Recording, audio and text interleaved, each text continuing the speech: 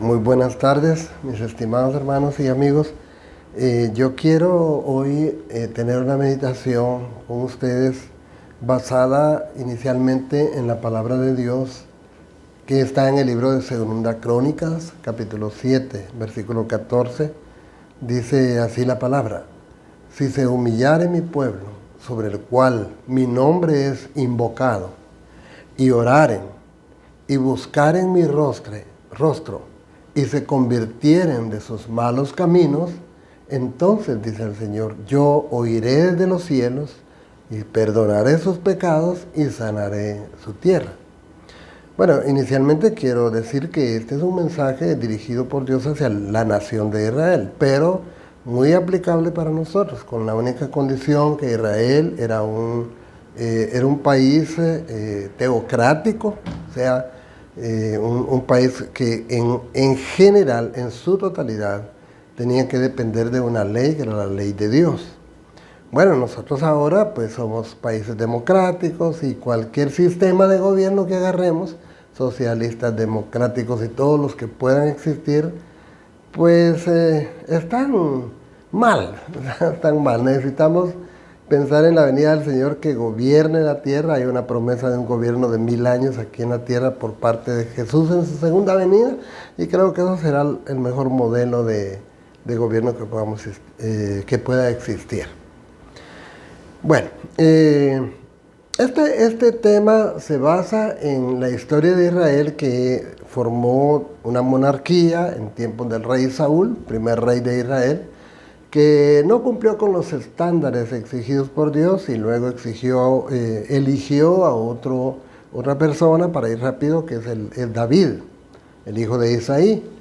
Y David fue un rey, segundo rey de Israel, que dice la palabra que fue conforme al corazón de Jehová. Humano, sí, con defectos y pecados, pero le agradó mucho el deseo, el anhelo que tenía de humillarse delante del Señor y servirle. El gran yo soy, Jehová de los ejércitos, el Dios de los escuadrones de Israel, dice la Biblia. Y a Dios le agradó. Bueno, sin entrar en detalles, fue lo mejor de lo mejor que ha tenido Israel. Alcanzó una cúspide muy alta de espiritualidad de servicio a Dios por parte de Israel. Y luego dejó su reino con mucha riqueza a su hijo Salomón, donde fue realmente la época de oro de Israel, en riqueza, en grandeza, en dominio, en poder, etcétera, etcétera. Lo único que Salomón, quien tuvo la bendición de que Dios se le apareciera en 2 ocasiones y le hablara directamente para dirigirlo en cuanto al gobierno del pueblo de Israel, falló en los últimos años de su vida, ya en su tiempo de vejez, digo yo, porque tuvo muchas mujeres de muchas naciones y a todas les proveía de un altar o templo que se llevó al Dios de cada una de esas. Entonces se prostituyó el sistema religioso en Israel. De manera que hoy, por ejemplo, a donde quiero llegar, porque después de Salomón, su hijo Roboán, en su mala actitud, toma decisiones equivocadas, no vamos a entrar en detalles. La nación se dividió en 2.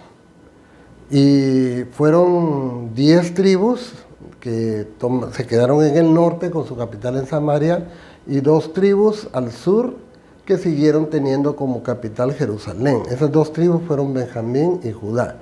Se les llama judíos porque se incorporan los benjamitas y el dominio judío fue grande, de manera que se les llama judíos. Y hoy, en tiempos de Jesús, digamos cuando Jesús vino, hace 2000 años, la religión se conoce como religión judía, ya no solamente la nación, incluido pues los benjamitas, porque Jerusalén en sus orígenes, en la división de las 12 tribus, Jerusalén está dentro de la tribu de Benjamín. Bueno, es una historia larga, pero solamente quiero decirla para que sustentemos el hecho de que cuando Jesús vino, nació de una virgen y estuvo hace unos 2000 años enseñando la palabra de Dios.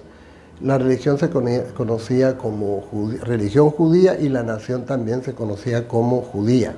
O sea, judíos sus habitantes.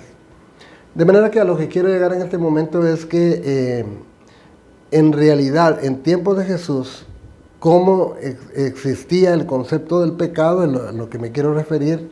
Bueno, ellos hacían una división de la gente prácticamente en dos: judíos y gentiles. Solamente dos grupos de gente había en el mundo para el tipo de religión de ellos. La religión judía era la de Dios, y la de los gentiles pues era cualquier otra religión, pero no era la religión judía. Así que cuando Jesús habla, enseña en su tiempo, se refería a la nación como a los judíos. Ya dije que no eran solo judíos, también estaba la tribu de Benjamín, pero ya se encuentran dispersas las otras 10 tribus. Entonces, dentro del tema de los judíos, que se consideraba como la religión pura, porque ellos llevaban como base la ley de Moisés, que se le conoce como el Pentateuco, o la Torá le llaman los judíos. Bueno, esa es la religión pura, es la religión que tenemos en la Biblia, en el Antiguo Testamento, etc. Ahora, los demás eran gentiles, y los gentiles de por sí no podían pertenecer a Dios porque eran religiones paganas. Ahora, sí habían gentiles que se convertían. Los gentiles conversos tenían que aceptar la ley de Moisés, y básicamente, para decirlo en pocas palabras, su iniciación era a través de la circuncisión, y de esa manera se podían aceptar. Pero lo digo porque el pecado, desde el punto de vista de Jesucristo, cómo apreció Él al pecado y al pecador, pues creo que es bueno tener esa base histórica que le estoy diciendo, porque dentro de la nación judía solamente se consideraban como pecadores a los que no guardaban estrictamente la ley, y de estos algunos eran pecadores de por sí, por decirlo así, de esa manera, que incluía, por ejemplo, dos grupos, que eran las prostitutas o rameras, como se le llamaba a las mujeres que se dedicaban a esto, y el otro grupo que rechazaban odiosamente, por supuesto, era el caso de los publicanos, porque se consideraban, son judíos. Hablando de estos dos grupos, ya estoy hablando solo de judíos. Las rameras, que en su conducta era reprochable directamente por la ley, y la de los publicanos, que se consideraban traidores a la patria, porque los publicanos eran judíos, pero se les tenía como impuros, porque ellos se dedicaban a cobrar el impuesto a los judíos. Siendo ellos judíos, cobraban el impuesto a los judíos para otorgárselo a la nación dominante, que era Roma. Esos se consideraban como pecadores de por sí.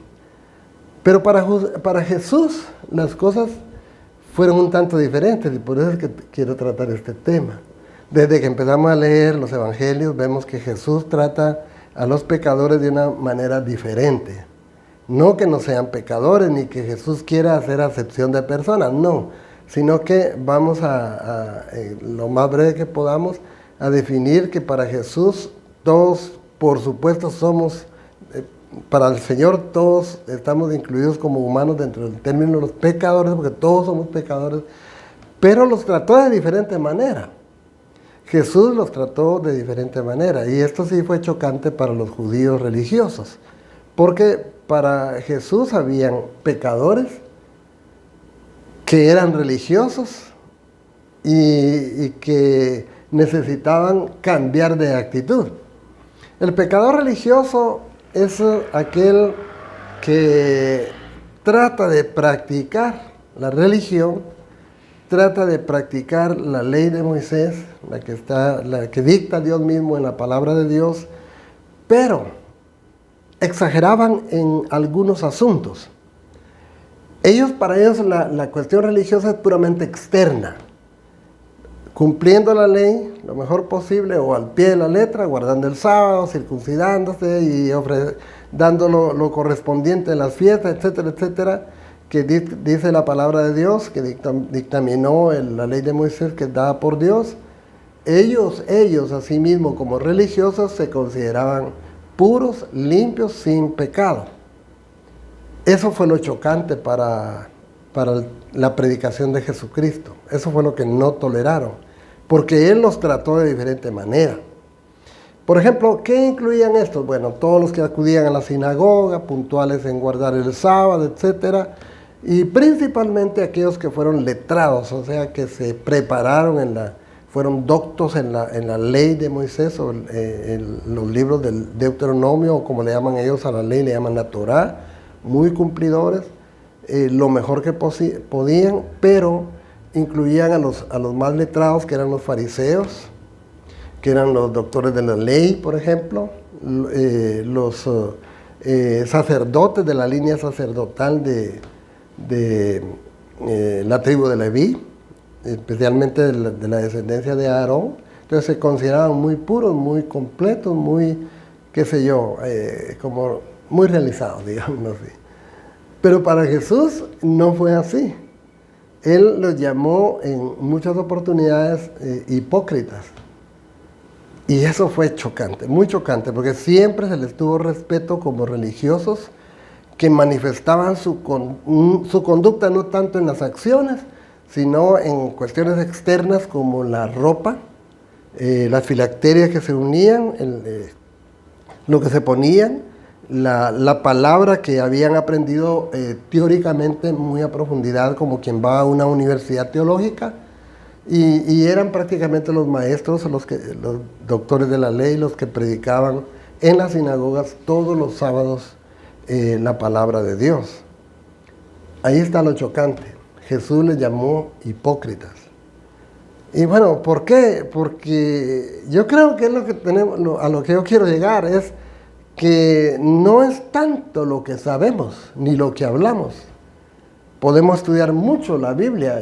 Por ejemplo, yo recomiendo mucho la lectura de la Biblia porque es la palabra de Dios, pero unido mucho a la oración y a la palabra que Jesús aconseja, como por ejemplo, agregado infaltablemente, voy a repetir, oración, ayuno, lectura y conocimiento de la palabra son aconsejables para nosotros en este tiempo, pero hay que agregarle la actitud. Jesús dijo que dentro de todo esos 5 libros de la ley, que son los primeros 5 libros de la Biblia, que estamos hablando que es un contenido bastante grande, lleno de muchas leyes. Sobre todo, Jesús dijo, la ley y los profetas, o sea, todo el Antiguo Testamento, se resume solamente en 2 mandamientos. ¡Wow! Pues no, miremos todo el contenido bíblico y solamente llega a un punto en donde dice, 2 mandamientos resumen toda la ley y los profetas. Amarás al Señor tu Dios con todo tu corazón, con toda tu alma, con toda tu mente y con todas tus fuerzas. O sea, prioridad número 1, Dios. Y aquí está lo duro. Y al prójimo como a ti mismo. Y sobre eso pues hay muchas enseñanzas en el Nuevo Testamento. Pero quiero llegar a un punto y finalizar para no extenderme mucho. Entonces, si las cuestiones solamente son externas y no son de actitud internas, Jesús las llamó hipócritas. Y como cosa rara, voy a poner solamente 2 ejemplos, como cosa rara, a las prostitutas. En determinado momento las absorbió y las perdonó, por supuesto, porque Dios ama al pecador arrepentido. No digo que a todas. El ejemplo que tengo, por ejemplo, está en Juan capítulo 8. Es la gente arrepentida. Siempre será la gente que se humilla delante de Dios y que se arrepiente de sus pecados. Dice la Biblia ahí en Juan 8 que una mujer encontrada en el hecho mismo del adulterio, que era una prostituta, fue llevada delante del Señor Jesucristo y le dijeron, Señor, la hallamos en el acto mismo del adulterio. Moisés dijo que la apedreáramos, que la matáramos a pedradas. ¿Qué dices tú? Era una prueba.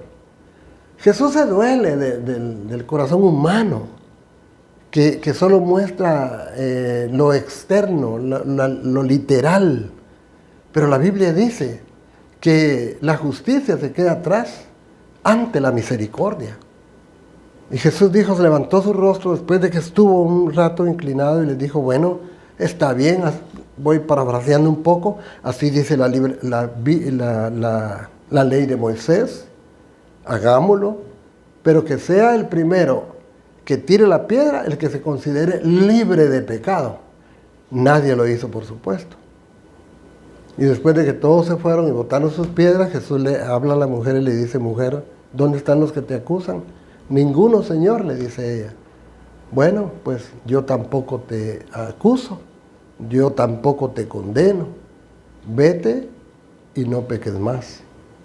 Y esa gente arrepentida es la que es válida. Y yo creo que sigue siendo lo mismo para la iglesia hoy en día.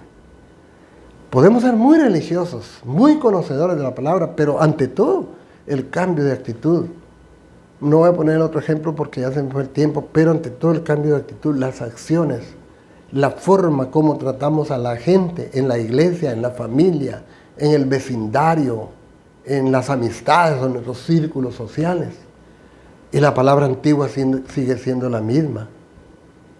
Segunda Crónicas, capítulo 7, versículo 14. Si se humillare mi pueblo, sobre el cual mi nombre es invocado, y oraren, y buscaren mi rostro, y se convirtieren de sus malos caminos, entonces yo, dice el Señor, oiré de los cielos y perdonaré sus pecados y sanaré su tierra. Dios les bendiga.